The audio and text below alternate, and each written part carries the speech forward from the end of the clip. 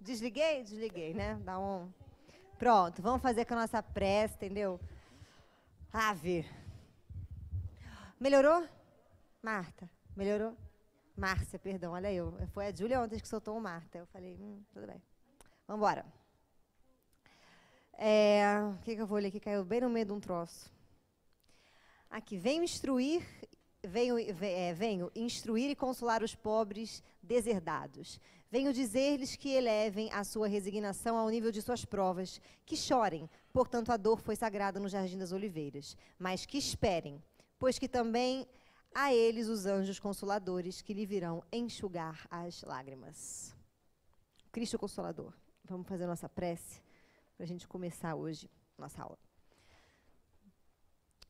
Agradecemos, Senhor, a oportunidade de aqui estarmos, a nossa querida veneranda que nos acolhe com tanto carinho e com tanto amor em sua casa, e pedimos a ela que possamos ampliar as nossas consciências para da melhor maneira compreender e integrar dentro de nós as informações que ela nos traz com tanto carinho para a nossa jornada de autoconhecimento. Graças a Deus. Vamos lá. Gente, hoje a aula está muito cheia. Isso é ótimo. Ai, gente, olha que legal. Vou começar aqui a aula, vou mandar um beijo para a amiga Grace Kelly, de Goiânia, que eu estou muito popular. E ela mandou um direct no Instagram e eu respondo. Então, se você é da internet e quer falar com a minha pessoa, você manda no Instagram, porque eu não vejo Facebook, tá? Estou te contando, porque eu não tenho paciência, porque é um negócio do Message que me dá um ódio. Que ele ficou separado, né, do negócio, que não é aí me dá um ódio. Então, eu não consigo ver e eu tenho mais de 2.000 mensagens que eu não consigo responder. Então, você manda no direct do Instagram, que eu sempre estou no Instagram, né? Aí eu respondo. Agora, não faço atendimento pelo Instagram, só para avisar, né? Que a pessoa começa a mandar, ai, casei 3 vezes e tive 4 filhos e morri. Né, filho? Isso não. Vamos lá. Você gosta dos meus filminhos, gente? Eu fico o dia inteiro fazendo aquele negócio. Aliás, eu só falo com meu pai através daquilo. Ele escreve qualquer coisa no WhatsApp para mim, aí eu respondo ele com aquela bocona. Falo, oi, pai! Né? Aí ele fica todo... Isso é muito engraçado. Um dia eu mandei para ele falando uma coisa séria, ele achou que fosse brincadeira e não foi. Aí eu falei, pai, era para ter ido, né? Ele que achei que fosse brincadeira. Eu falei, não, senhor. Não, vamos lá. Gente, hoje então a gente vai partir da raiva. Eu vou começar com a raiva, porque a raiva vai gerar para a gente, né, aqui, né, as outras coisas que a gente vai abordar. Lamentação e ressentimento.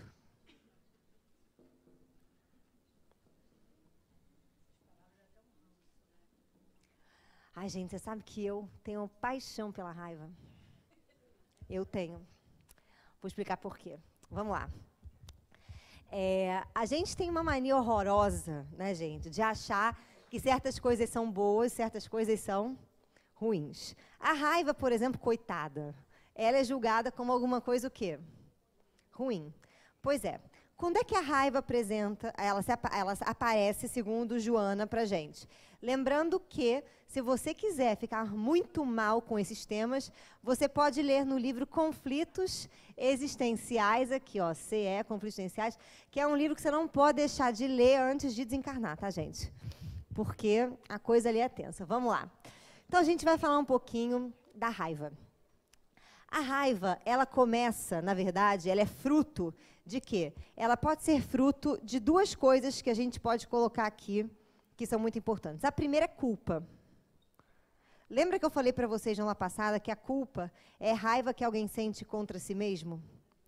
E toda vez que você estiver sentindo raiva contra você mesmo, primeiro que você já está sentindo raiva, segundo que você não é manso com ninguém, né? A gente já é meio ácido. E a segunda coisa que pode gerar a raiva, né, é uma certa ansiedade. Ansiedade, né?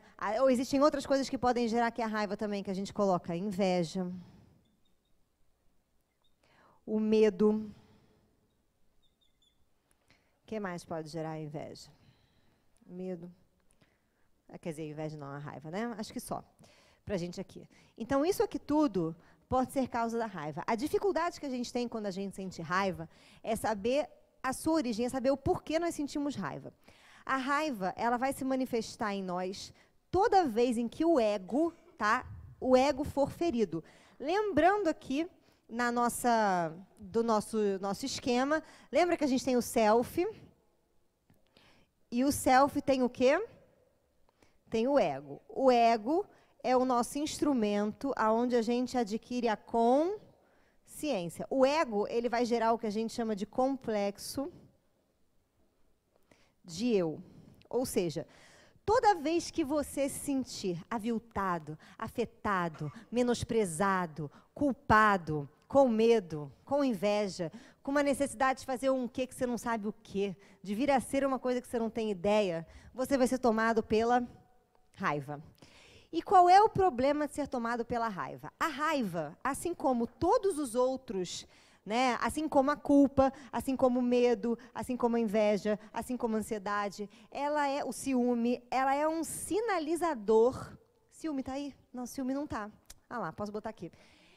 Ela é um sinalizador, tá, gente? Pra gente, de que alguma coisa não está bem. E que coisa é essa que não está bem? Provavelmente, o que não está bem, que gera na gente raiva, é uma questão completamente filosófica. Como assim, Cristiane, filosófica? Normalmente é uma ideia, ou uma crença, ou um valor, no qual o ego aprendeu a se trabalhar, e que aquilo dali deixa ele sofrido. Vou dar um exemplo aqui para vocês. Vou dar um exemplo de cada, tá? Vou pegar a culpa. Eu tenho né, já passei por uma paciente uma vez que ela perdeu um membro da família e ela manifestava uma posse em cima desse membro perdido, absurdo. Né? Ela achava que ele era dele, que ninguém podia fazer homenagem para ele, que não sei o que lá, porque ele era maravilhoso, ele era lindo, ele era dela, ela tinha feito bem para ele, ela não sei o que, ela, uma raiva fora do normal. E estudando, né, o relacionamento dela com esta criatura, nós descobrimos que ela, na verdade, da onde vinha essa raiva e essa necessidade de ser aceita, de mostrar para todo mundo que ela era uma pessoa maravilhosa? Da culpa. Porque apesar dela ter sido muito boa para ele, ela também foi o Satã. Entendeu, gente? Ela também pisou, também de vez em quando foi egoísta, de vez em quando, por conta de ignorância, né, acerca de si próprio, teve certas atitudes que magoaram o outro. Então, a culpa escondida, a culpa inconsciente, que a gente chama, ela produz uma raiva. Foi, gente?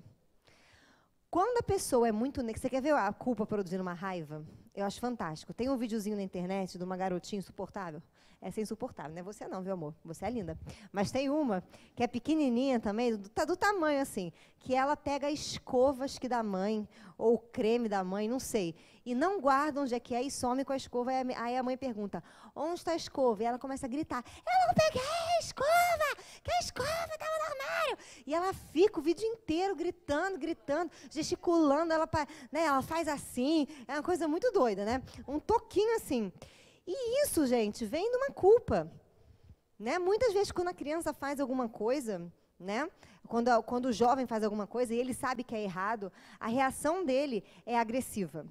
Então, toda vez que você estiver desequilibrado, tá? A raiva vai ser um sinalizador para você. E esse desequilíbrio que a gente fala, a gente tem que tomar cuidado com essa palavra desequilíbrio. Por quê? Porque qual é a grande sacada aqui da psicologia? A grande sacada da psicologia é... Lembra que eu falei para vocês do conceito de sombra? Então, vamos relembrar.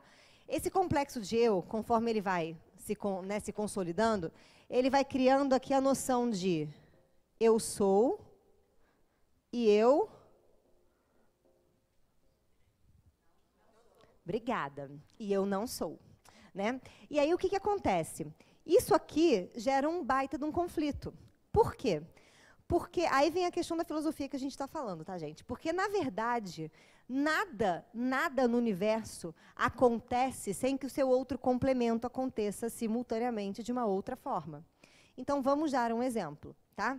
Eu já dei esse exemplo aqui. Se alguém pede para mim, quando sair daqui, Cris, me leva até Ipanema, tá chovendo, caiu um meteoro, olha, tá todo mundo morrendo na rua e eu tô sem carro, e eu tiver de carro, mas eu tiver com fome, com vontade de comer uma pizza, e eu não quiser levar você, e eu disser, não, mas podendo levar, porque eu não vou ficar sem pizza caso eu leve você, eu estarei sendo egoísta com você. Mas, a partir do momento que eu falo, né, que sim, e eu deixo de fazer uma coisa que para mim era importante, eu vou estar sendo egoísta comigo. Então, não existe nenhuma alternativa onde não há o egoísmo. O que existe, gente, é a presença de uma intenção. E a intenção vem da gente ter o desapego do ego. Então, a pessoa, por exemplo, que tem um preconceito contra egoísmo, ela vai viver a vida querendo não ser egoísta, projetando o egoísmo sempre nos outros que não fazem aquilo que ela acha que deveria ser feito, certo? Só que, na verdade, quanto mais ela faz isso, mais ela está sendo o quê? Egoísta. Então, é assim que funciona. Então, a raiva, ela vai falar para a gente de alguém que está ou aqui ou aqui. Foi, gente? É de alguém que é unilateral. É alguém que está só em um polo. É alguém que não consegue ver que o paradoxo convive junto. Aliás, gente, esse é o maior problema das religiões. Quando você pega uma pessoa religiosa, ela quer ser o quê? Boazinha. Ela quer ser o ursinho carinhoso. E quando ela começa a compreender que não existe isso, que nem Deus é só bonzinho, porque tsunami não é legal, terremoto não é maneiro, vulcão e pessoas sendo queimadas não é maravilhoso, entendeu? E que existem várias coisas que a gente julga como mal, a gente julga como mal, mas que em verdade não são, para fazer um reequilíbrio das coisas, a gente começa a relativizar as nossas emoções. A raiva não é ruim, a raiva te sinaliza de que alguma coisa não está em equilíbrio, que você não está bem com um dos lados. Porque você está achando que você ou é, ou você não é. Tá? Essa é a primeira questão que a gente pode colocar com a raiva. A raiva, por exemplo, vinda de uma ansiedade. Quando a criatura ela tem necessidade de fazer alguma coisa, né? Você vê isso com um jovem. O jovem vai sair. Ele, ixi, né? Tem que até que se benzer, né, gente? O jovem vai sair. Ele quer chegar 10 horas da noite em algum lugar. Se ele chega 10:01, o planeta explode. Né, gente? Fica numa... Isso é uma necessidade, quando a gente fala dessa ansiedade, a ansiedade, gente, na verdade, a gente vai falar dela, não sei. É a necessidade de vir a ser. Para a Joana de Ângeles, o sinônimo de ansiedade é necessidade de se autorrealizar, tá, gente? Então, quando eu preciso fazer alguma coisa, porque eu acho que esse fazer vai me trazer uma realização, eu sou tomado de uma ansiedade. E quando eu não sei o que é esse fazer, que na verdade não é um fazer, é um ser, é um se tornar, é um vir a ser, eu começo a manifestar a raiva. Vocês entenderam ou está muito complicado? Pamela, você entendeu? Vou repetir, ela está com a cara estranhíssima. Vamos lá. Quando a gente... O que é ansiedade? Vou pegar aqui rapidinho um parênteses para você. A ansiedade é bônus, tá, gente? Não era para ela estar aqui, mas ela está, então vamos embora. O que é ansiedade? A ansiedade acontece da seguinte maneira. Você tem a sua psique, tá? Ó. Deixa eu pegar aqui a sua psique, vamos lá. Você tem o seu ego, vou botar assim, a sua consciência. Você tem o seu inconsciente, tá? E o inconsciente, ele vai fazer o quê? Ele vai sempre pressionar essa barreira, tá? Para poder fazer com que os conteúdos que estão aqui passem para cá, para o subconsciente, e gerem o quê? Gerem o quê nessa criatura? Emoções, sensações, pensamentos e etc., intuições, insights, tá? Vai fazer com que isso gere para que a consciência possa olhar para cá e descobrir o que é isso e se tornar consciente, certo? Quando você tem ansiedade, é porque isso aqui está acontecendo, ó. E em vez de você tomar consciência, você está deixando eles aqui, ó. Então, você sente uma pressão interna. Por isso que a ansiedade e a angústia é muito parecido. Né? A gente, às vezes, não sabe se é ansiedade ou se é angústia, porque a angústia é uma dor no peito, é uma pressão, só que não tem nome, não tem nome não tem causa. Você está angustiada por quê? Porque sim, sei lá, por tudo. E a ansiedade é a mesma coisa. Quando a ansiedade tem uma causa, gente, é uma ansiedade saudável. Agora, quando a pessoa tem transtorno de ansiedade, que é isso aqui, ó, você tem a 100% de certeza que tem milhões de coisas, ela deve ter milhões de defesas para não enxergar certas coisas, e isso promove uma ansiedade, porque eu estou indo contra a maré. Foi? Ir contra a maré produz uma raiva, porque eu sinto uma pressão interna e uma necessidade de vir a ser externa. Uma das formas de eu começar a manifestar isso é através da raiva. Foi, gente? Vamos lá. Uma raiva do ciúme, não precisa dizer, né, gente? Amiga louca, né? Aquela que vai estapear o outro, né? E o ciúme, eu vou dar aqui um conceito para o ciúme, já vou dar uma palhinha na nossa próxima aula. Ciúme é você querer ter posse daquilo que você já tem. Ah lá, linda. Linda. Até ela já sabe, tá vendo? Que você é uma criança cristal, vai dar um trabalho, né? Foi? Inveja é você querer que o outro não tenha aquilo que ele tem. Não é você querer o que o outro tem. O nome disso é cobiça. É você não querer que ele tenha o que ele tem. Por isso que gera uma raiva, porque ele tem. E o medo vai gerar raiva porque, né, é uma maneira da gente reagir. É igual ao animal. Se você chegar perto de um animal, o animal fica com medo de você, ele faz o quê? Exatamente, ele dá uma bocanhada. Então, gente, a raiva para a gente é um sinalizador. Por que a raiva é maravilhosa? Porque a raiva ela vai ser o único instrumento, tá? O único não. Talvez seja o maior instrumento. Os outros também são, mas é que eu gosto. Como eu gosto muito da raiva, gente, tá? Eu vou dizer que ela é o melhor instrumento, tá? Mas para mim ela funciona.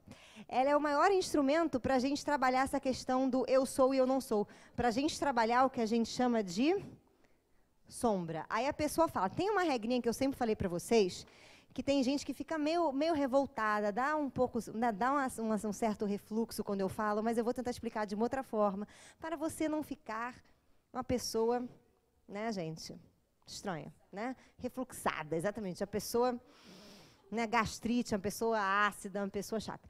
Tudo que te incomoda, que te afeta, aí eu vou dizer, como eu estou falando da raiva, o que te produz raiva, que você vê fora de você, na verdade, você aponta um dedo, 3 apontam para você, porque você tem. Ah, não, Cristiane, eu vi agora o negócio aí que explodiu, o Brasil, né, tá desesperado, porque tá todo mundo, né, todo mundo é um pouco corrupto, me deu uma raiva porque eu não sou corrupta. Não diga isso porque eu acho. Entendeu? O que é corromper uma lei? Você pode não corromper nenhuma lei daqui, da Terra. Mas se você permite que a ignorância se instale em você e você é uma pessoa que tem fuga de si mesmo, você está corrompendo uma lei, que é a lei da evolução. Né? Tenso, essa é a Joana. Exatamente. Então, o que acontece? Para a gente poder sacar o que é a sombra, ou seja, como é que eu encontro o oposto dentro de mim, qual é o único caminho que existe? Vou ser bem sincera. É você parar de julgar. A raiva, ela só vai embora quando você para de julgar. Julgar não é discernir. A pessoa que tem discernimento, ela sabe que certas coisas podem ser melhor utilizadas aqui do que utilizadas em uma outra situação, certo? Mas ela não se incomoda caso alguém faça uma outra atitude. Ela só discerne. Foi, gente? Foi? Mais ou menos? Quando a gente acaba com julgamento. Então, vou dar um exemplo aqui para vocês, tá? Do discernimento, tá? Vamos supor que eu veja... Deixa eu ver um discernimento aqui legal. Deixa eu ver. Pode.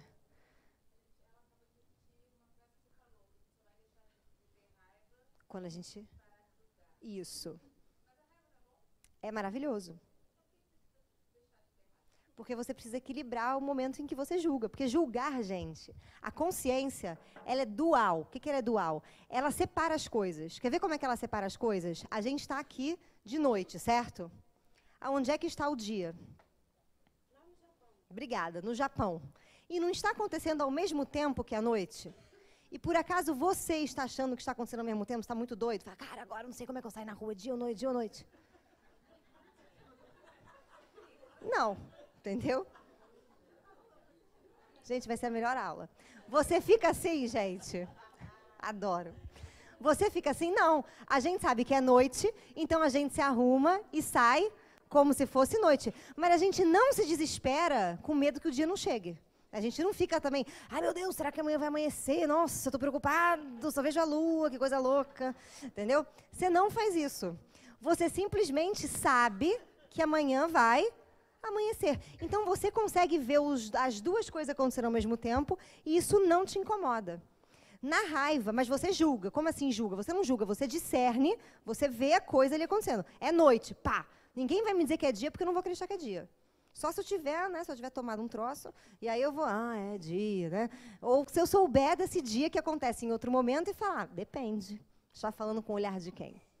Então, a nossa consciência ela vai julgar necessariamente. Se eu mostro isso aqui para vocês, ó, o que é isso? Pronto, uma caneta, um pilor, sei lá o quê. Se eu mostro isso aqui, o que é isso aqui? Obrigado. Alguém teve dúvida? Isso é discernimento? É? Ou é consciência? Isso é fato. Quando a gente fala que é fato, isso aqui é um julgamento que a consciência faz, copo. Mas se eu pegar um físico quântico aqui, ele vai olhar para mim e fazer assim, copo. Minha filha, a matéria existe? Qual prova que você tem que a matéria existe? Bem complicado. Então, quando eu falo que a gente julga natural. Só que julgar é uma qualidade, lógico, da consciência. Mas eu não posso ter o julgamento maniqueísta. Bom, mal, ruim, não. Porque se eu considero todas as coisas ou má ou ruins e não consigo ver que o mal e o bem convivem dentro da mesma coisa, eu entro nesse julgamento que eu estou falando que é condenável, entendeu? Que é ruim. Que controle, gente? Artemis falando. Vai, Artemis, fala para mim.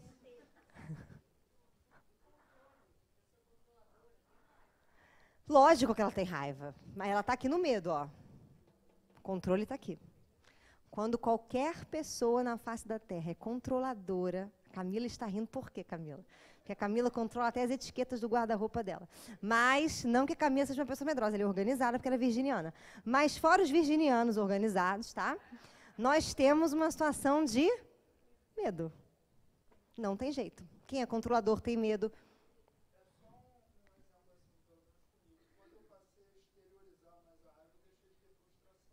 Obrigado, gostei. Quando ele passou a exteriorizar a raiva, ele deixou de ter frustração. Porque quando a gente fala exteriorizar a raiva, gente, não é para você ter raiva do fulano, vai lá dar um tapa na cara dele, tá? É, você admitir. Tem gente que, porque tem que ser uma pessoa boa, não admite nem que pode ter o quê? Não admite. Oi? Não existe isso, não tem a intensidade. A raiva é raiva, entendeu? Sim, o primeiro passo é esse. Agora, vamos pegar uma coisa que você falou da intensidade da raiva. O que depende da intensidade da raiva? De crenças e valores. Vou dar um exemplo para vocês, tá? Se eu tenho uma amiga que fala assim, qualquer coisa que o namorado dela faça, se ele encontrar uma pessoa na rua e falar para ela assim, oi, querida, pronto. Acabou a vida, porque querida, porque vai chamar de querida, porque não sei o quê, nananana. É uma doideira. O meu personal, ele chama todo mundo de meu amor. Então, se ele tiver uma namorada, ele vai chamar ela de quê? E quando ele manda uma mensagem para mim, confirmando o treino, ele me chama de quê? Meu amor. E aí, ele vai, então, isso é errado? Para ela, para a namorada desse cara... Mas é a crença, gente. Não, porque não pode, porque é errado. Porque ela tem uma crença dentro dela de rejeição. Ela já tem um complexo de rejeição que ela não percebeu. Então, ela precisa de toda a atenção do mundo. Ela tem que ter exclusividade. Enquanto ela não tiver exclusividade, essa raiva dela não vai passar. Mas isso é de um aprendizado e de um complexo de eu. De experiências que ela teve, onde ela se admitiu dessa forma. Isso foi, gente? Foi? Então, tá. Então, a raiva ela vai ser um sinalizador para a gente sempre trabalhar a nossa querida sombra, tá? Quando a raiva não te serve, como não te serve? Quando você não trabalha a raiva, quando você não pensa sobre a raiva, quando você não pode sentir raiva, a raiva se transforma em um ressentimento. Ela vai ficar ali, ó. E ela vai ficar ali, você vai remoer, remoer, remoer, remoer, remoer, remoer. E enquanto você não se perceber uma pessoa que em verdade está, né, não só não frustrada, mas como você está ressentida, Né? Porque as pessoas ressentidas, elas têm muita dificuldade de dizer que elas estão ressentidas. Elas não estão ressentidas.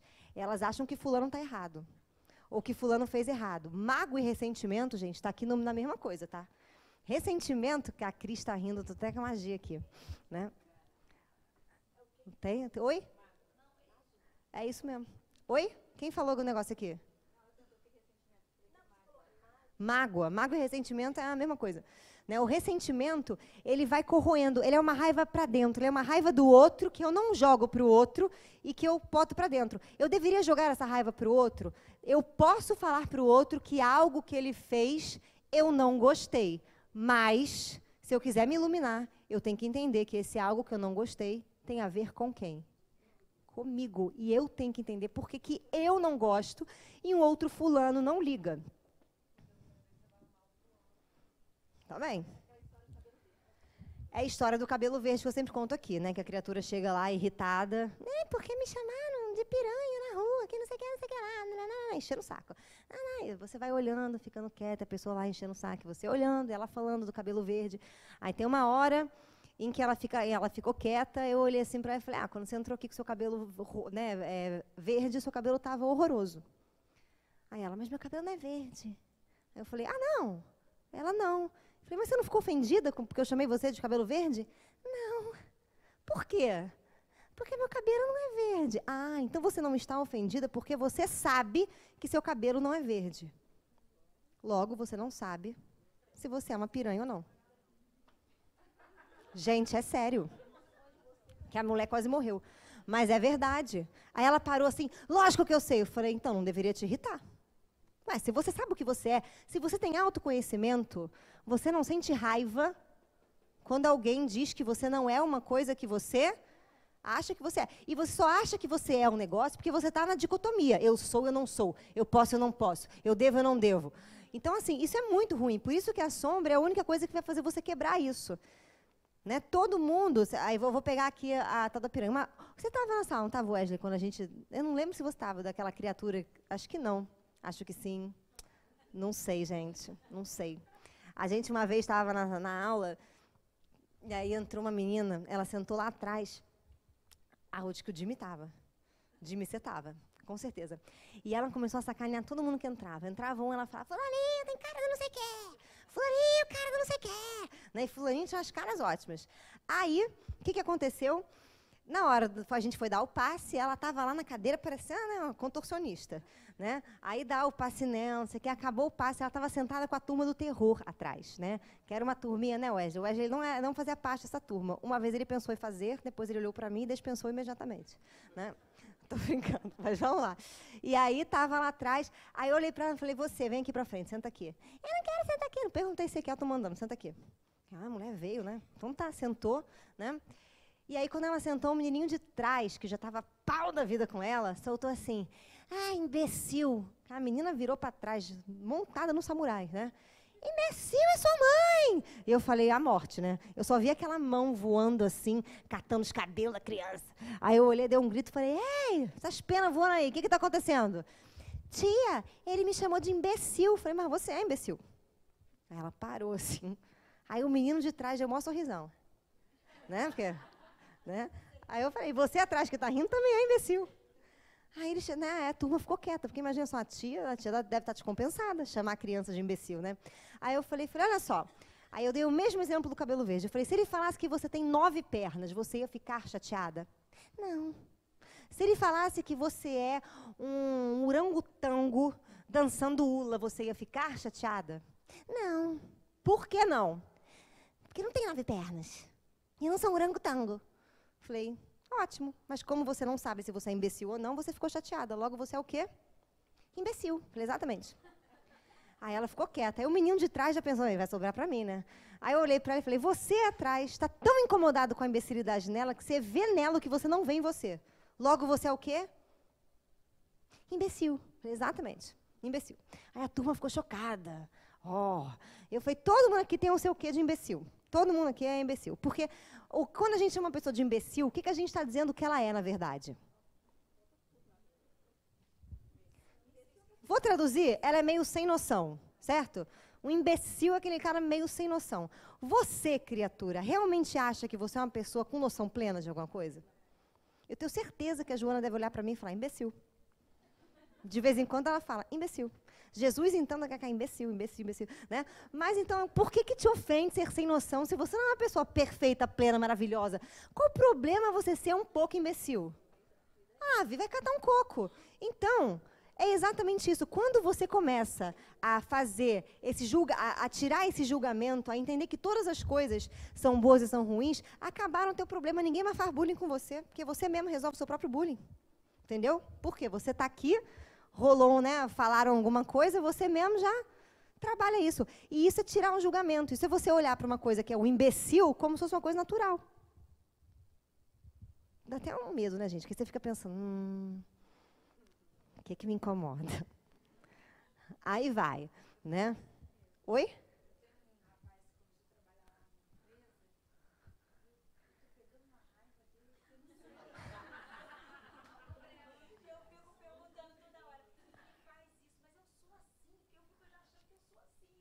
Ah, lógico. Tá, ou você é isso e não vê, e aí isso te toma em algum momento da sua vida que você não percebe, ou você não dá para isso uma valorização que isso tem. Você quer ver uma coisa? Eu vou dar o exemplo do imbecil. Sempre, sempre, sempre, sempre. Por isso... Não se mata, não. Não se mata, não. Vou dar aqui um exemplo, gente. Ó, vou dar um exemplo meu, tá? Vou dar um exemplo.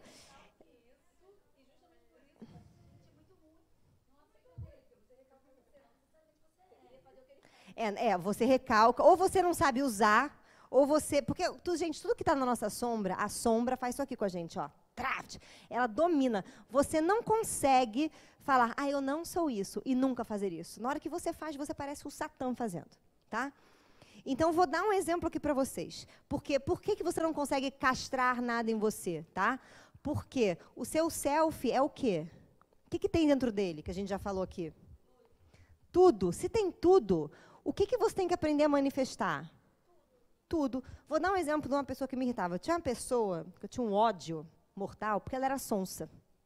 Mas sonsa, sabe aquela pessoa sonsa que dá vontade de você catar a cara dela e esfregar no asfalto? Sonsa desse jeito, entendeu? Ela ficava, não entendi. Cara, quando ela falava não entendi, eu tinha vontade de catar o sapato e bater na cara dela, né? E eu dava altos foras nela. Não entendi. Aí eu falava assim, por que não? Sabe, eu sacaneava ela, né? Eu falava, né? Eu ficava com uma raiva. Aí um dia eu falei, cara, eu peguei um livro treva para acabar com a raiva, chamado Efeito Sombra, tá? Você tem que comer o efeito sombra e integrar na sua alma. Eu peguei esse livro Efeito Sombra e ele falava que tudo aquilo que a gente aponta no outro, a gente tem na gente. Eu não sou sonsa, não. Sonsa é uma coisa que eu não sou, que eu tenho um ódio de ser sonsa. Exatamente. Eu realmente não era sonsa. E era exatamente esse o meu maior problema. Por quê? Porque o sonso, ele faz um idiota, por exemplo, pensar. Como assim? Quando tem dois idiotas, e os dois idiotas... É sério, gente, criam um problema, e você, a pessoa que não é sonsa, não é idiota, e você resolve para eles continuam o quê? Idiota. Agora, se você é sonso, que louco, né? Olha, que louco, né? O um idiota acaba pensando, um dos dois, e aí o problema está resolvido. Gente, e aí eu descobri como é maravilhoso ser sonso. Sonso é educativo. Eu falei, gente, essa menina é muito esperta. E aí eu comecei a incorporar a sonsice em alguns momentos que eu achava que eu tinha que ser sonsa. E eu achava tão maravilhoso, entendeu? O que me ajudou muito, principalmente no consultório, porque psicólogo é muito revoltado. Eu sou meio revoltada. Psicólogo, de vez em quando, tem que dar uma sonseira. Às vezes que você fala 15 vezes para a pessoa não ouve, você faz aquela cara de paisagem. Que louco, né? Nossa, que triste. Aí a pessoa fica com raiva de você, porque você fez um pouco caso da dor dela. Aí ela começa a fazer o quê? Pensar. Aí você fala, graças ao bom. Mas, aí quando ela chega na conclusão, ela fala assim, mas você não me falou isso nunca. Aí a hora que você tem vontade de falar assim, querida, eu já falei para você 19 vezes, tá? 19 vezes. E eu tenho aqui gravadas 19 vezes que eu falei para você e você não me ouviu. E aí a gente vai, tá. Mas a gente não faz isso, a gente fala, eu não pensei, foi mérito seu. Demônio. né? Mas esse demônio a gente guarda pra gente. Mas, enfim. Então, a raiva, ela vai vir por crenças e valores, gente. A gente só vai ter raiva... Por isso que eu falo que a raiva é a melhor coisa que você pode existir na sua vida. Porque a raiva e a sua sombra, elas estão ali, ó. Na hora que você sente raiva, você tem que descobrir uma maneira boa de usar aquele troço que é ruim. Entendeu? Então, a gente precisa o tempo todo estar observando. E tem gente que não se permite nem sentir raiva. Ai, porque raiva é uma coisa muito horrível. Aí você vai ter um câncer. Entendeu? O câncer é uma célula encolerizada. Por quê? Porque você faz a mesma coisa sempre. Aí vem aquela experiência para você aprender a ver o oposto, você não vê. Vem aquela experiência, você não vê. Vem a experiência, você não vê. Tem um dia que uma célula sua, ela ganha autoconsciência. Como assim? Ela é tipo um Jesus Cristo no seu corpo, literalmente, tá? Como assim um Jesus Cristo? Eu vou dar o exemplo do boi que fica mais fácil para mim. Sabe aquele boi, aquela manada de boi que está correndo? Eles nem sabem que eles são bois, muito menos que eles estão, para que eles estão correndo, eles estão sendo tocados, certo? Aí um dia um boi desse está correndo e fala, caraca, eu sou um boi. Tipo, ele tem uma epifania, entendeu? Ele ali recebe, ele fala, nossa, que irado, eu sou um boi. Olha, fulano é uma pessoa. Olha, se eu der um coice nele, ele morre. Né? Olha, fulano é um cavalo. Olha, gente, estamos correndo, somos uma manada. Nossa, e eu sou um indivíduo individual, apesar dessa manada. Que maravilhoso, nossa, que lindo. Aí ele olha para outro boi e fala, cara, tu é um boi. Aí o boi olha para ele e faz, né? Então, assim, ele continua boi e para sempre vai ser boi. O câncer é igualzinho. O câncer é aquele cara que você está vivendo da mesma maneira. Ele descobre, ele fala, caraca, Deus está me pedindo um troço. Deus está me pedindo, vou dar um exemplo aqui para vocês. Sei lá, um câncer, sei lá, um câncer, deixa eu ver, um câncer no estômago, tá? A pessoa está com um câncer no estômago. A célula do câncer fala, caraca, gente, aqui, ó, Deus está pedindo uma mensagem para a gente para que a gente possa digerir melhor coisas que a gente não quer digerir e não está olhando, e estamos acumulando ácido em nós e isso está fazendo mal para a gente. Vamos digerir, gente! Aí ele convence as outras células, só que as outras células, como elas são igual boi, elas ficam assim, ó. Na delas, fazendo a coisa, né? Aí ela fala, né, já que eu vou fazer, você não consegue, eu vou fazer por você. Aí ela se multiplica. Aí ela começa a querer salvar o mundo. E aí a pessoa que tem o câncer fala, ai meu Deus, não sei o que é isso, não sei o que aconteceu. E ela quer lutar contra o câncer. Cada vez que você quiser lutar contra o câncer vai lutar contra quem, amor? Contra você, porque ele está ali, porque ele está assim, sua mula. Eu que sou uma célula percebi o que Deus quer de você. E você? Não. Então, por isso que eu falo, o câncer ele é como se fosse isso, ele vai fazendo aquilo que a gente não faz. E se a gente começa a se perguntar, a gente começa a tomar contato com isso aqui, ó. Tem muita gente que guarda a raiva da infância. O que eu esperei sair para falar, né, gente? Que depois a criança, que ela já é uma criança, né? Imagina, eu conto que ela tem a raiva da infância, a menina chega em casa e faz a independência, né? Várias gente tem raiva da infância como, né? Sabe aquela mãe que vira para você e fala assim, você já é uma mocinha, não faz isso, você não sei o quê, você não pode ser assim, você não sei o que lá. Aquilo vai dando um pequeno ódio, entendeu? E aquele pequeno ódio vai se voltando contra você. E aí você fica realmente uma pessoa estressada, revoltada, tem que provar. A autoafirmação que a gente fala vem de uma raiva, às vezes inconsciente. E quantas vezes eu vejo muito isso, eu vejo muito palestrante que me dá um certo embrulho no estômago, falando assim, porque a paciência, por exemplo, é você ter paciência com aquela pessoa que é um encosto na sua vida. Não é isso ter paciência, ele não leu o Evangelho. Paciência, a Joana fala, é a ciência da paz. E a paz só pode acontecer quando você está em paz com quem? Com você mesmo. Quando o que o outro faz não me incomoda, porque eu já tenho as duas coisas que eu preciso ver. Aquilo que eu pensava que eu não tinha e que eu vejo no outro, eu incorporo aquilo em mim, eu integro. Foi, gente? Então, assim, a ciência da paz é o autoconhecimento. Ela não é respirar 10 vezes, não é enfiar água na boca e não falar, não é guardar para você, ela é refletir, ela é pensar, ela é transformar. Agora, se a gente fica comendo essas idiotices, você vai ficar castrando sua raiva. Eu conheço gente, né, principalmente acho que no meio espírita, que tem essa coisa de ficar, né, ai, quê? Porque Jesus falou. Eu quero ver o dia que Jesus entrou no templo, entendeu? Usou sua raiva. Joana chama de ira santa. Por que ira santa?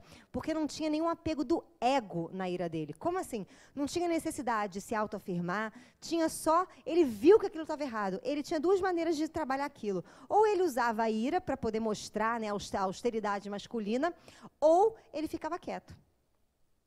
O que era o correto? Não sei, mas a consciência dele foi usar a ira santa. Isso foi, gente. A gente tem que parar de ter medo de sentir raiva. Pois é.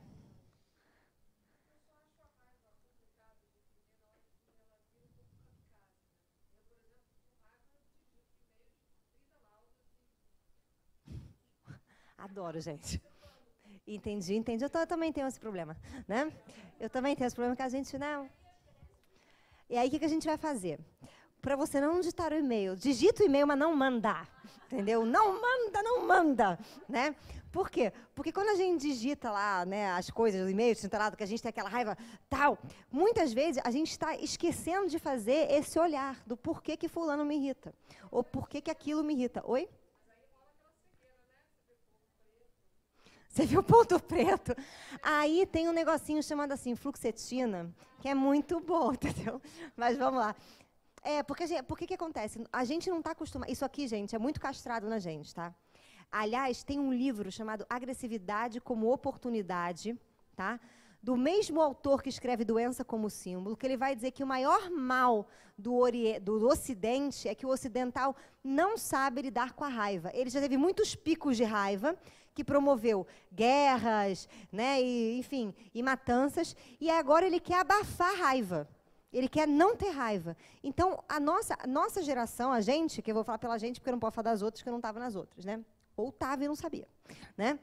Enfim, mas a gente recebe, isso é muito errado. É muito errado você ser agressivo, é muito errado você ser austero, é errado você levantar a voz, é errado você gritar. Enquanto eu não começar a transformar esses mini conceitos, né, de que eu não sou errada, de que a raiva é uma amiga minha, de que a raiva ela tem que estar participando da minha ação, eu não vou deixar de ter raiva. A raiva vai vir aqui atrás, e aí quando ela vem igual o Satã. Minha filha, fica tudo preto, você incorpora, né, o demo e escreve e mata a pessoa. Entendeu? E é verdade. Gente, isso é um exercício. O melhor exercício que eu aconselho vocês para trabalhar a raiva é, por favor, é uma frase que eu sempre falo. Alguém vira para mim e pergunta, e se acontecer isso? A minha resposta sempre é, depende. Depende.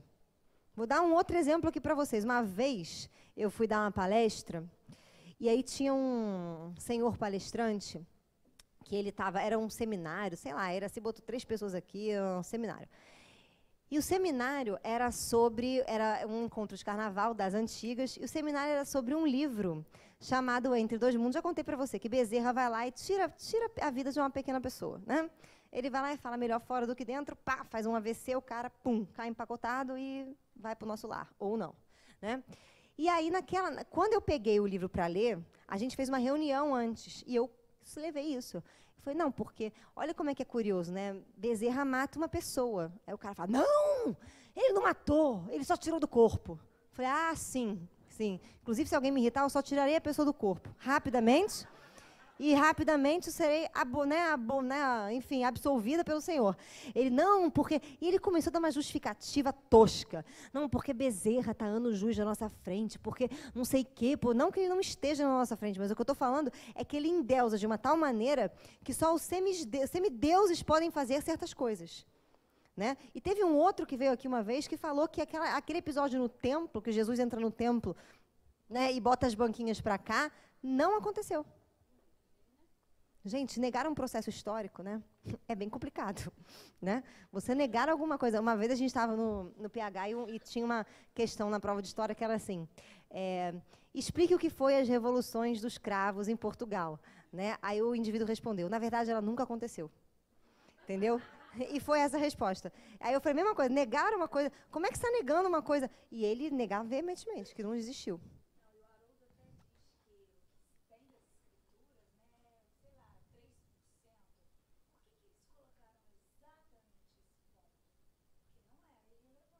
Lógico que não.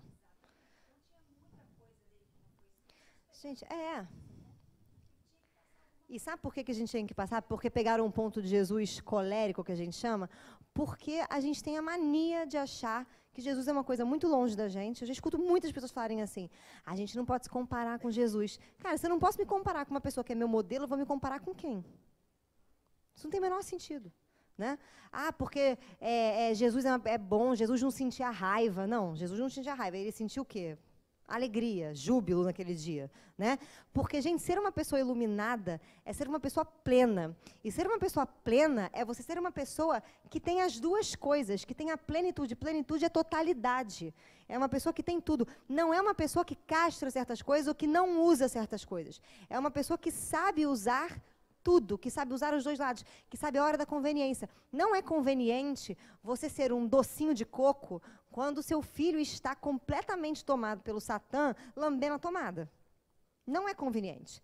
Não é conveniente você pegar uma pessoa, às vezes, que está sofrendo. Vou dar um exemplo aqui que a gente, uma vez, né, que eu vi, foi a coisa que eu fiquei chocada. Né, eu estava com o Luiz Mário, já contei aqui da senhora que estava, né, nervosa, não sei o que lá. Contei, que a amiga está aqui. Que o Luiz Mário, como é que ele foi naquele dia, o Luiz Mário? Duro, gente. O que está acontecendo? Eu estou aqui para acabar com a sua dor. E ele foi... E se ele não tivesse sido assim, a mente dela ia continuar completamente perturbada. E ele, pum, centrou a mente dela. Para mim, deu um bronha. Depois eu não tomei uma bronca, porque eu falei, ai, coitada, Luiz Mário, eu estava quase abraçando ele. Coitada, porque ela estava sofrendo. Se eu não fizesse isso, eu não acabaria com o sofrimento dela. Eu falei, desculpa. Né? E ele falou, cara, se você ouvisse o sofrimento dela, não tinha o menor sentido. Então, gente, é muito importante que a gente sempre esteja olhando para cá. Quando você não trabalha a raiva, ela vira um ressentimento. E o ressentimento, ele corrói. O ressentimento, ele é fruto de um profundo egoísmo. É aquela pessoa que acha que a outra deveria ser, ou fazer, ou pensar tal como ela acha que deveria ser pensada. Ressentimento, eu vou pegar principalmente nas mulheres aqui, porque tem essa coisa de valorizar a mulher, valorizar a mulher, valorizar a mulher. Muito importante, né? Realmente a gente tem que dar valor a tudo. Mas será que as próprias mulheres se dão valor? Não se dão, porque elas tomam uma postura masculina, ao invés de valorizar o feminino. Ninguém valoriza uma dona de casa. Não, ela sai de casa, vai estudar, vai para a faculdade, vai virar mecânica. Né? Então, a gente começa a perceber que o processo começa a ficar invertido. Então, gente, ressentimento, né, o ressentimento está muito conectado, né, com o ego, com eu achar que tem que ser assim. Né? Quando eu ouço a pessoa falar assim, não, porque fulana sofreu sei lá o quê, porque fulano não valoriza as mulheres. A fulana está mal porque fulana também se sentiu o quê? Desvalorizada. E se eu me dou o valor, quem é que pode tirar o valor que eu me dou? Ninguém pode tirar o valor que eu me dou. Isso é muita loucura. Então, a gente tem que começar a refletir sobre isso. E o ressentimento vem de um profundo ego, assim como a lamentação. A lamentação vem da gente não conseguir entender, não conseguir aceitar alguma coisa que está acontecendo. E ela não leva ninguém a lugar nenhum. Não estou falando que você não pode reclamar. Você pode reclamar quando você quiser. Tá? Agora, lamentar é quando você não quer sair da reclamação. É quando você fica ali, ó. E não faz nada. Ai, a vítima faz muito isso. E a vítima, ela espera que os outros olhem para ela e falem o que para ela? Tadinha, coitada, né? E que tirem aquela dor dela, ou que façam alguma coisa por ela, quando ela própria não faz nada por quem? Por ela mesma.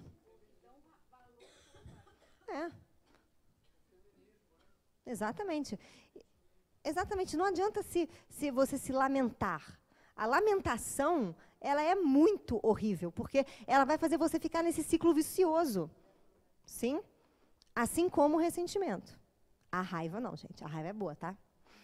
Mas, enfim, ressentindo também a gente descobre coisas que a gente, né, nunca não percebeu. Então, se você tem aquela pessoa, né, que você encontra da raiva, você não consegue, às vezes está bom, às vezes está ruim. Ou aquela pessoa que você fala assim, ai, fulano sempre me magoa. Fulano sempre que aparece faz alguma coisa para me magoar. Quem é você? Um ressentido. Porque fulano pensa, fulano tem um, né, fulano abre assim, né, sei lá, o laptop dele e pensa, O que eu vou fazer para fulana? Né? Como acabarei com a vida dela? Né? Fulano não faz isso. Fulano simplesmente, né, tem a cabeça dele. Mas por que a cabeça dele te incomoda tanto? E as pessoas a gente faz isso. Não, fulano fez isso para me irritar. Não, como se fulano... E se fulano fez para te irritar, se você se irritou, o problema é de quem? Porque isso te irrita, porque você não tem uma consciência acerca disso. Isso foi, gente? Isso é muito tenso, né? Porque a gente fica assim, não, mas certas coisas eu tenho certeza que são. Ué, é a mesma coisa. Você tem a Iraci uma vez me ensinou uma coisa fantástica. Ela uma vez passou por uma situação lá tensa, onde alguém ia fazer alguma coisa para um ato meio tenso para atingir ela.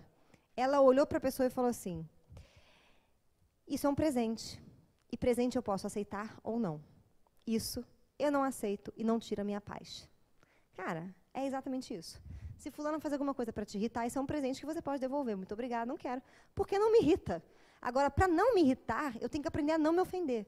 Para não me ofender, eu tenho que saber sobre mim. Para saber sobre mim, eu tenho que parar de ser uma pessoa dicotômica e ser um. Por isso que Jesus falou, eu e o Pai somos um. Esse processo de unificação, de individuação, é o processo de você unir o bem e o mal, o certo e o errado. É você descobrir que o caminho do meio não está certo nem errado. Ele simplesmente é o caminho do meio. Exatamente. E que tudo é muito relativo.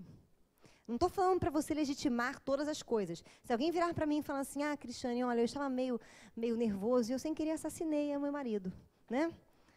E ele me perguntar, tudo bem? A minha resposta vai ser, olha, eu entendo, depende, né? Vou tentar te explicar das duas formas. Assassinar o seu marido não foi um ato legal, porque você matou o desgraçado, né? E ele não tem mais, né? Você tirou a oportunidade dele, sei lá, você interferiu na vida dele, isso não é legal. Mas eu entendo que, de acordo com os teus conflitos, com a situação da sua psique, com aquilo que você estava vivendo, com o seu nível de consciência, a única coisa que você conseguia fazer era isso. Eu não tiro a sua culpa, mas eu não condeno você. Entendeu? Para isso é necessário não julgar. Para isso é necessário eu olhar para um ato desse e falar assim, cara, eu não sei o que passa na cabeça de uma pessoa que faz isso. E a gente não sabe. Não sabe. Vai saber se em outras vidas ele não foi morto em várias existências por essa pessoa. E aí a pessoa se torna um complexo dele. E complexo toma a gente. A gente não controla o complexo, ele toma. Então eu compreendo a sua dor. Eu tenho compaixão por você, eu compreendo. Eu não acho que o ato que você fez foi correto, mas eu não te condeno, porque eu compreendo profundamente o porquê você fez aquilo. Percebe a diferença? E aí você pode reparar um erro, mas primeiro você precisa ter essa consciência. Por isso que eu falei para vocês, para acabar com a raiva é não julgar. Não julgar.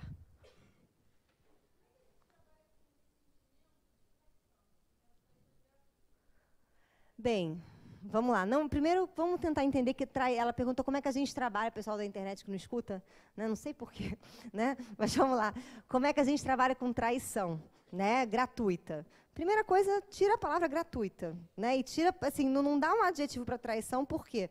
Porque, cara, a pessoa que trai, se eu namoro eu tenho meu namorado, e eu cometo um ato de traição e eu traio ele, cara, seja porque eu tô com raiva dele, seja porque eu me encantei por uma outra pessoa, seja por sei lá o quê, isso diz respeito ao meu o quê? Aos meus conflitos internos, às minhas questões. Não é só uma questão de ética, porque eu acho que isso é muito relativo, mas é uma questão interna. Às vezes, a única coisa que eu poderia ter feito era aquilo. Eu poderia ter pensado em fazer ou não fazer. Às vezes não. Quantas mulheres só são soltas de relacionamentos, desculpa falar assim, tá? De relacionamentos abusivos, quando elas são arrebatadas por outro homem que dá para elas o que elas não têm, e elas não têm força para chegar para o cara porque elas têm medo de apanhar e falar, olha, terminaremos aqui a nossa história. Eu não posso julgar. Agora, a questão é como eu trabalho um ressentimento de traição. Se eu fui a pessoa que fui traída, aí vem, você se sente traída. Por quê? Vou dar um exemplo para você. Se eu namoro com uma pessoa, essa pessoa me trai, na minha cabeça o problema é dela. Mas o problema é que a pessoa que tem ressentimento pela traição, ela acha que o problema é com ela. Então, que é a rejeição. Aí ela começa a fazer várias coisas, ela começa a aceitar demais, ela começa a correr atrás, ela começa a passar a mão, ou ela fica com raiva, ou ela não consegue mais se relacionar, ou ela passa a odiar os homens, né, ou as mulheres, seja lá o que for. Então, a grande questão para você trabalhar o ressentimento da traição é você não se sentir uma pessoa o quê? Traída. O problema é que quando a gente é traído, imediatamente a gente pensa o quê? Por quê? Né? Por que comigo? Né? É a rejeição. E aí a gente pensa que fulano rejeitou a gente. E não que fulano também está em conflito. E que fulano não tem a intenção de rejeitar. Ele simplesmente ou se apaixonou por outra pessoa, ou quer outra pessoa, enfim. A gente não consegue entender isso. E a maioria das situações que a gente fala de ressentimento, de traição, exatamente, mesmo se forem, vou dar um exemplo, momentos. Aí eu estou aqui, aí fulana vem, fulana me seduz, eu vou lá e traio ela, e foi um momento e pronto, acabou. Ok, essa pessoa já te garanto 100% que ela não tem a menor noção do que é se relacionar. Porque para ela relacionamento não tem sentido. Ela pode falar da boca para fora que tem, mas no fundo não tem. Ela não sabe para que serve. Então, ela não sabe trabalhar a cabeça, trabalhar o para quê, trabalhar o porquê. Na hora que se ela se cansa do outro, ela faz isso aqui, ó. Ela foge. E a vingança é outra coisa que vem fruto da onde? Do ressentimento, de uma raiva que a gente tem. Mesma coisa, quem é que é o centro da atenção numa vingança? O ego da pessoa, né? Que se sentiu traído ou enfim... ou seja lá o que for, né? A vingança, ela é motivada. Então, só para a gente poder fechar aqui, tudo que a gente está falando é de crenças e valores acerca do... Perceberam? E é exatamente isso. Se eu sou uma pessoa que eu tenho uma boa autoestima, por quê? Porque eu me trabalho, porque eu começo a entender, né? É para isso que serve o espiritismo, gente. O espiritismo não serve para você ficar sabendo só que você teve outras vidas. Grande porcaria se você teve outras vidas. Ou que você vai ter outras, que vai para o nosso lar, que vai ter um espírito que te ampara. Pelo amor de Deus. O espiritismo, ele te traz uma serenidade interna. Aonde? Quando ele diz para você qual é o objetivo da sua vida. Quando ele diz para você que, em verdade, você é uma pessoa que tem que se autoconhecer, e que o mundo conspira para você, e que você, na verdade, já é detentora de tudo, você só tem que descobrir. Então, eu passo a ter uma alegria quando eu passo pelos meus desafios. É a alegria dos santos. Para isso. E por que eu me revolto? Eu posso não ter gostado, mas se eu não gostei, é porque alguma coisa dentro de mim está em desequilíbrio. Então, eu vou olhar isso como uma oportunidade. Agora, isso é mudança de crença. E mudar crença muda a reação que você tem quando as coisas acontecem. Agora, se você não mudar a sua crença, você vai reagir do mesmo jeito. E a coisa mais difícil que tem para a gente é mudar crença, porque a gente é obrigado a fazer aquilo que Jesus falou. Odiai o vosso pai e odiai a vossa mãe. Porque a maioria das coisas que a gente acha que é assim, a gente aprendeu na educação. Ou na cultura. E nunca parou para pensar. Vou dar um exemplo. Aquela criatura que se matou e matou a família inteira porque perdeu o emprego. A crença que ele tem é de que dinheiro, sucesso, posição, primeiro diz quem ele é. Segundo, se ele não for isso, ele já é um péssimo pai de família, um péssimo marido. Ou seja, se ele tivesse entendido que talvez aquele desemprego serviria para ele ir atrás de uma faculdade que ele nunca foi, ou de se descobrir, ou de trabalhar, ou de transformar alguma coisa dentro de si, ele não teria se matado. Exatamente, mudar valores. Então, gente, a raiva fala de valores que o ego começa a criar em volta dele e que ele se sente ofendido e ameaçado, e aí ele reage. Por isso que, para mim, a raiva é a melhor sinalizadora de que você tem que flertar com a sua sombra. E sombra, gente, não é uma coisa ruim. Ela só é ruim porque eu julgo, por isso que eu falei do julgamento, que aquilo que eu vejo no outro que me incomoda e me dá raiva é ruim. Eu não consigo entender que aquilo é bom.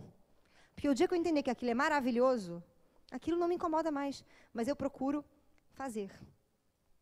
Vou dar um exemplo meu aqui para vocês, para a gente fechar a aula. Lembra dos tipos psicológicos que a gente falou? Então, eu sou o tipo intuitivo. Tipo intuitivo tem que função inferior, né? Que função primitiva? Percepção. O que eu não faço? Eu não consigo, de maneira nenhuma, tá? Quer dizer, eu consigo, se eu gosto muito, se eu não gosto, eu não consigo. Eu tenho pavor de ficar, por exemplo, sentada, assistindo uma aula que não me interessa ou que eu não gosto, ou fazer certas formalidades, tipo, ai, a gente vai fazer um casamento, vamos mandar o convite, já me dá um ódio. Já me dá um ódio. Eu tenho vontade de contar para as pessoas, já tal, eu vou casar. Já tal, você vai lá e pronto. Ai, mas eu tenho que escolher uma roupa, me dá um ódio. Entendeu? Por que eu tenho que escolher uma roupa para ir no casamento? Né? Porque é um evento importante. Tá, evento importante? Então tá. Então, se eu fosse um franciscano, fosse casar na época da Terceira Ordem, eu também ia ter que ter um vestido de noiva e os franciscanos tudo se arrumando no salão de cabeleireiro. Né? Complicado. Então, o que a gente começa a falar? Para mim, isso, o que tinha mais valor era a questão do pensamento, não era a questão do fazer. E eu não entendia que o fazer também mexia na psique das pessoas. Eu sabia que mexia, mas para mim mexia naquelas pessoas que não estavam muito entendendo as coisas. Hoje, porque eu tenho que trabalhar a função da percepção, eu percebo que isso é uma das coisas mais importantes que tem. Então, se alguém vira para mim e fala assim, Cristiane, você quer fazer tal coisa? Para você fazer tal coisa, alguém tem que te dar um curso e você tem que ter um certificado. Por quê? Porque sim. Hoje eu falo, tá bom. Antes, Nossa Senhora. É certificado, caramba, porque não sei o que, qual o certificado de Jesus, de Buda, de não sei o que, né, inflamava. Então, assim, o que a gente vem dizendo? Eu tive que olhar isso com uma coisa boa. Né? Meu namorado, por exemplo, ele das contas, ele nunca pagou uns juros de conta. E eu tive que ver isso como uma coisa boa para mim. Tipo, conta porque o dinheiro existe aqui. Não. E ele me mostrou que eu tenho que a minha sombra é não gostar do dinheiro. Então, a pessoa que não gosta do dinheiro tem uma questão grande de valorização. Então, a gente tem que aprender a gostar. Gostar não é apegar, tá, gente? Não é falar, eu adoro, dinheiro. Né? Não é isso. Né? Pelo amor. Né? Gostar do dinheiro é você com ou você sem, você conseguir ficar tranquilo. Então, gente, é exatamente isso. Oi? Exatamente. O sem eu posso ficar um pouco triste, fico um pouco mais feliz, mas eu não morro sem e também não fico me achando rei da cocada preta com. Isso é o desapego. Então, gente, a gente tem que começar a mudar os valores. Se vocês quiserem, um exercício que eu faço sempre, viu algum negócio de horripilante que te incomoda, que te toma de raiva, vai se morrer pensando por que aquilo é bom. Mexeu com você porque a gente está julgando, mas por que aquilo pode ser bom? Para não mexer mais com você. Por que isso é bom? Ai, mas é difícil ver estupro. Por que estupro é bom? Bem, para a pessoa que estupra é uma catarse. E você gosta de fazer catarse.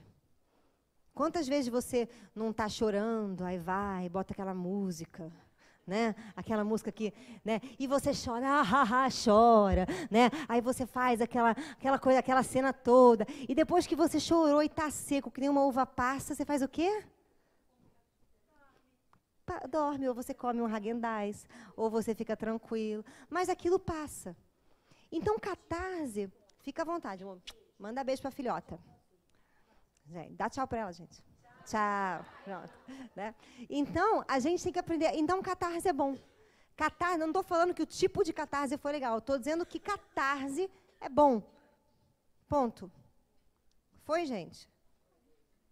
Então, para a gente, né, poder fechar, alguém quer fazer uma pergunta, quer cantar uma música, quer se revelar? Não, gente. Vocês não têm, né? Vocês não querem nunca mandar uma mensagem aqui para a pessoa da internet? Eu já mandei, né, para nossa amiga Grace Kelly. Beijo, Grace. Adorei, ó. Ela foi fofa, gente. Ela mandou uma mensagem lá para mim no Instagram. Então, gente, eu vou encerrar para a gente poder, né, que a criatura já até apagou, né, gente? Já era, né? Já foi. Eu queria muito, gente, ser assim. Mas eu chego em casa depois de quinta-feira, eu pareço uma coruja. Ai, é tenso. É onde eu vou fazer meus videozinhos do mal, entendeu? Hoje eu tenho que fazer o meu personal, porque ele me matou na academia. Vamos lá. Posso fazer a prece, gente? Então, agradecemos, Senhor, a oportunidade de estarmos vivos. Agradecemos, Senhor, a todas as emoções que nos vêm ao corpo, à mente, ao coração.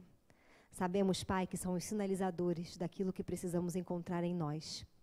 Então, nos faz, Senhor, tratar com carinho, com amor, sem medo, a nossa raiva, o nosso medo, a nossa angústia, a nossa ansiedade. E retirar aquela mensagem que é puro ouro de cada uma dessas emoções que nos vêm. E assim, Senhor, pedimos que possamos ter os olhos de ver e o coração de se transformar diariamente. Pedimos a Joana que permaneça conosco e nos guie nessa nossa jornada, agora e sempre, graças a Deus. Gente, obrigada. Até quinta que vem.